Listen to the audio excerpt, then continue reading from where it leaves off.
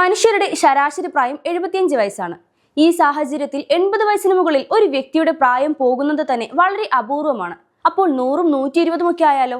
124ാം ജന്മദിനം ആഘോഷിച്ച ഒരു മുത്തശ്ശിയാണ് ചൈനയിൽ ഇപ്പോൾ ശ്രദ്ധ ആകർഷിച്ചിരിക്കുന്നത്. 1901 ജനുവരി 1 ജനിച്ച ക്യൂ ചൈഷി എന്ന സ്ത്രീയാണ് തന്റെ 124ാം ജന്മദിനം ആഘോഷിച്ചിരിക്കുന്നത്. ഇവരുടെ കുടുംബത്തിൽ നിലവിൽ 6 തലമുറകളാണ് ഉള്ളത്.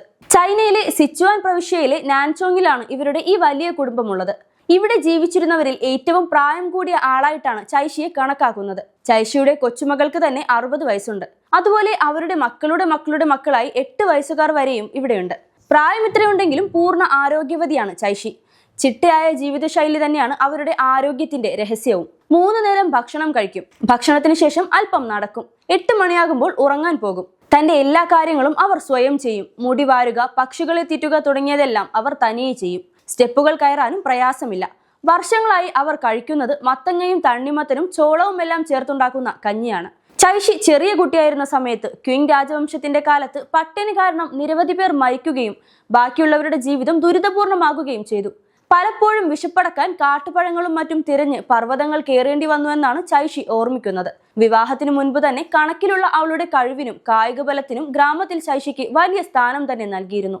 വയലുകൾ ഉഴുതുമറിക്കുക, കല്ലുകൾ അടുക്കുക തുടങ്ങിയ കാർഷിക ജോലികളെല്ലാം അവർ ഏറ്റെടുത്തു. പിന്നീട് 40ാമത്തെ വയസ്സിൽ ഭർത്താവ് മരിച്ചതോടെ അവർ വീണ്ടും ദുരിതത്തിലായി. 4 മക്കളെ തനിയെ വളർത്തി. 70ാം വയസ്സിൽ മൂത്ത മകനും അസുഖം ബാധിച്ചു മരിച്ചു. മകന്റെ ഭാര്യ പുനർവിവാഹം കഴിച്ചപ്പോൾ കൊച്ചുമകളെ നോക്കാനുള്ള കടമ ചൈഷിക്കായി. വർഷങ്ങൾക്ക് ശേഷം അവളുടെ ഭർത്താവ് മരിച്ചപ്പോഴും താങ്ങാവേണ്ടി വന്നത് ചൈഷിക്ക് തന്നെ.